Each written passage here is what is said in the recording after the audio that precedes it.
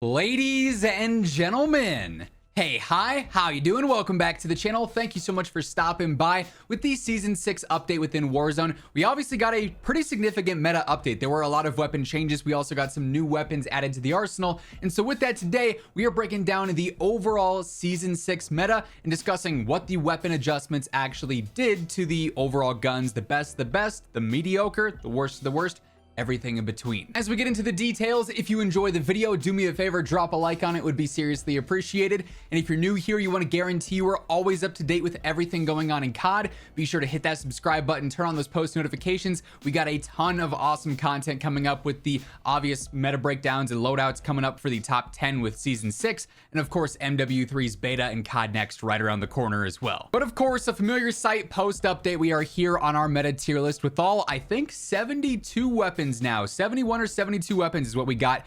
I've counted in my little folder that I have with all the images saved. But initially, first things first, like I said, we got two new weapons to break down: the TR-76 Geist rifle and the ISO 9mm. And this one is jumping right up there to the top with the best of the best subs. This thing's got a lot going on with it. Now, yes, they do look different because they've changed now to like the weapon XP bonus like tabs in the menu, so their color is not green anymore. Awkward for the list, so I apologize, it's not all matching now. But regardless, the ISO 9, the biggest thing I think it has going for it is its potential mobility. It is so fast, so snappy, so aggressive, and then also just close range. It's going to be able to fry with that fast fire rate and super competitive TTK. So I mean, the SMG category in general right now, you got so many good options. As you can clearly see, like the entire top row is almost subs. There's very few that you can actually go wrong with, so it's definitely a choice that's going to be up there with the best of the best, right there behind the MP5 and the standard ISO 45 in my mind.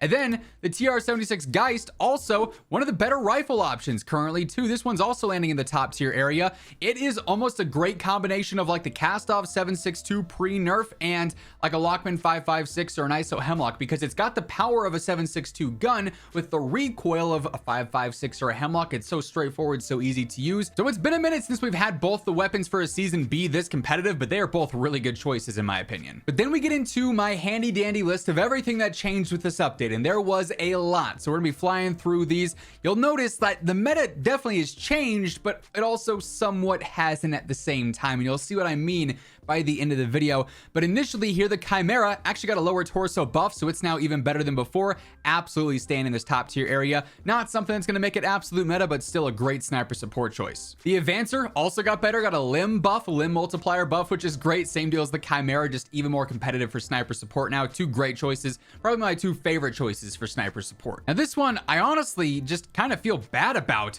The Hemlock got nerfed again. You guys saw me laughing about it in the patch notes video. The neck and the upper torso multipliers got nerfed. I feel like if anything, this thing's dropping down into average now.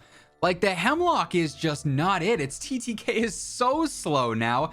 Just not worth using whatsoever in my opinion. And while we're at it, the TAC 56 is also really not anything that crazy. Like you could absolutely drop this thing down into the average category as well. I think for the time being, because it is distinctly better than the Hemlock now, I can stay here, but that's something to keep an eye on. Like these two weapons, they've had a decent fall from the top of the meta. Now this one was a bit of a surprising one. The #1 rifle from last season, the Cast-Off 7.62, got some decent nerfs. Its close damage range and its close range got nerfed, and then also got nerfs to the head, neck, and upper torso multipliers. So its damage is going to be worse. There's less reward for good aim here. It still has decent power for the overall category. It's going to be one of the better options for that, but its true TTK now is definitely going to be more in line with some of the mid-tier rifles like the M13 or the 5.56 that aren't nearly as fast, but they're a bit easier to use. So you have less of a reward. It's still going to be something that I think a lot of players are going to be using though, just because a lot of players don't love the key shooter feel of something like the M13 that has a good TTK, but it takes a lot of bullets. Speaking of the M13, it got some close range and mid-range nerfs, but those aren't really relevant to why it's in top tier. It's in top tier for long range, so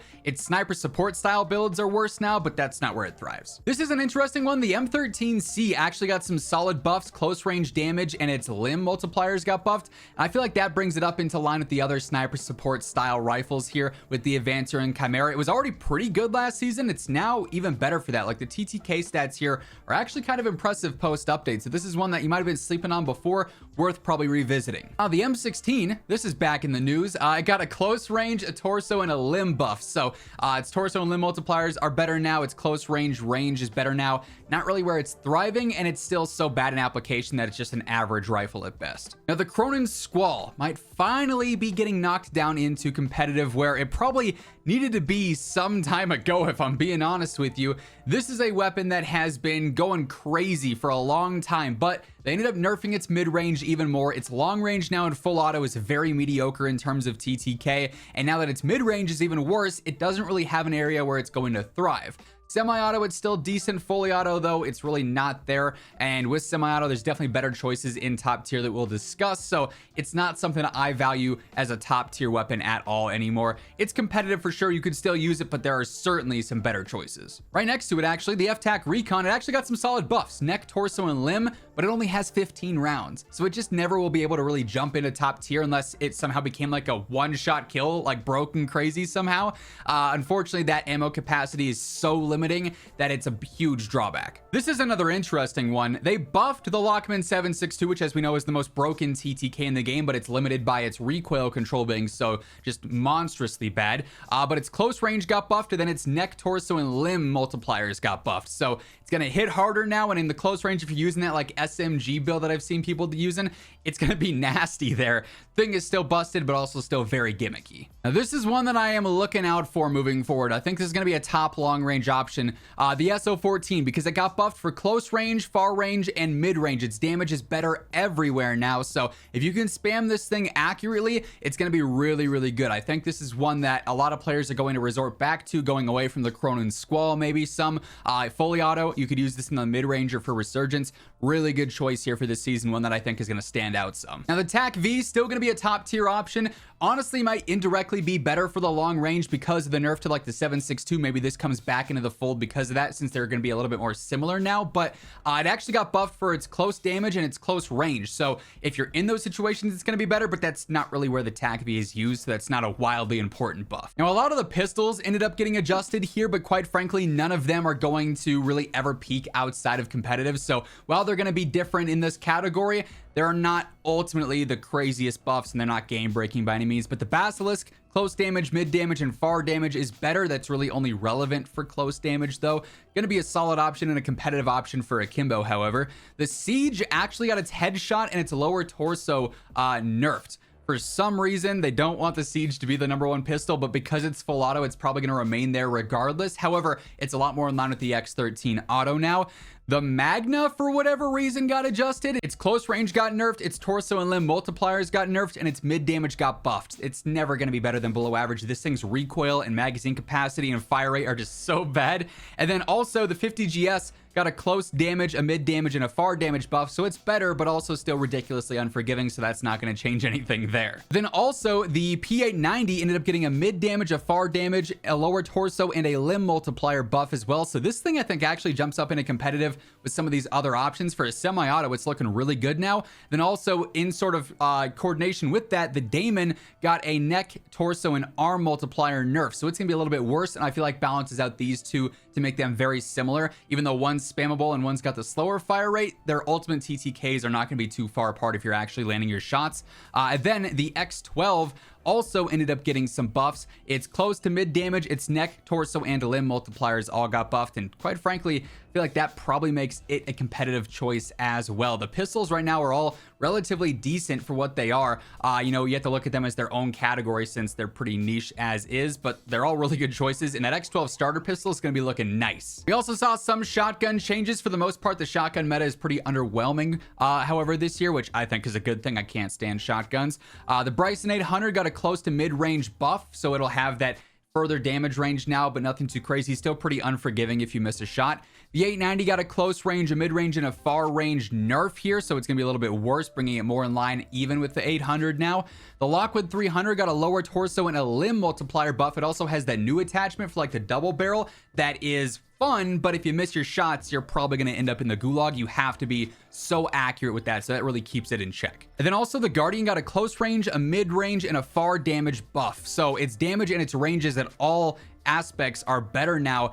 it's almost, you know, borderline top tier, I think, with this update. The broadside I still think is going to be the most reliable shotgun if you want to use one, but the Guardian I feel like is swinging into that number 2 spot pretty nicely with these buffs.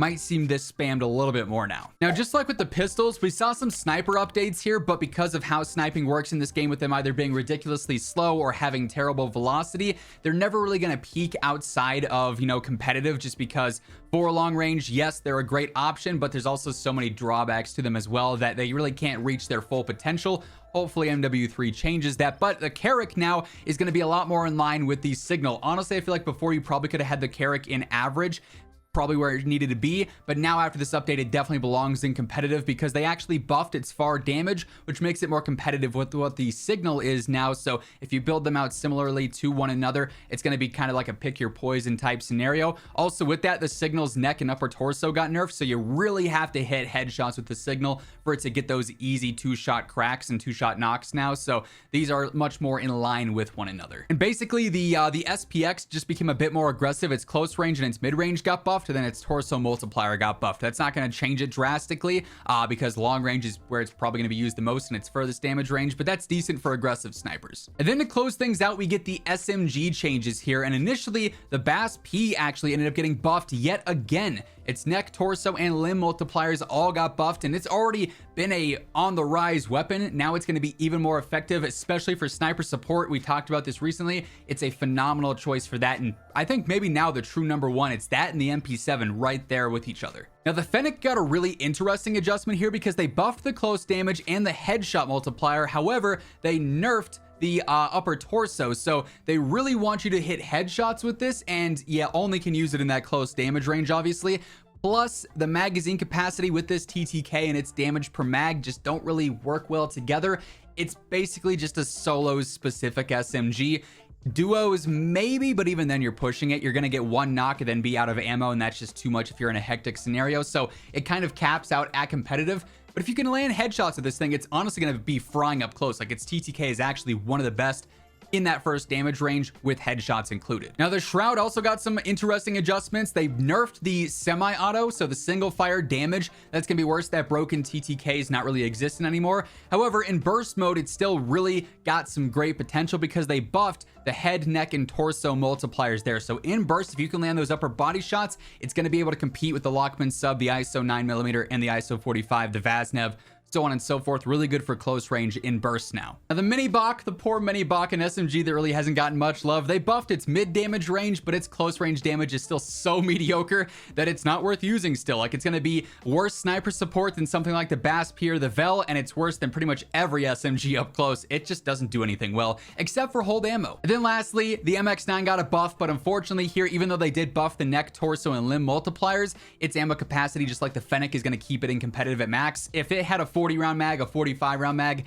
MX9 would have a chance to be like the number one SMG, honestly. Super fast TTK, incredibly easy recoil, but it just has no ammo, so it's really held back by that. But as I said at the start, the meta has changed. There's definitely some new and competitive options here, but for the most part, your long range and your close range are still going to be consistent with what they were before.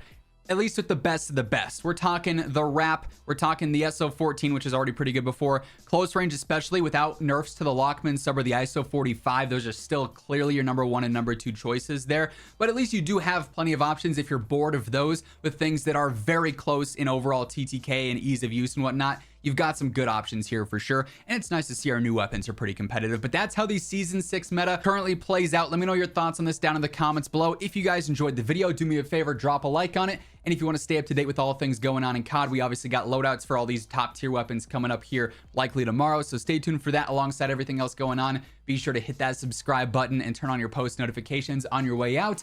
But once again, thank you so much for tuning in. And until next time, take it easy, have an awesome rest of your day, and I will catch you guys later. Peace out.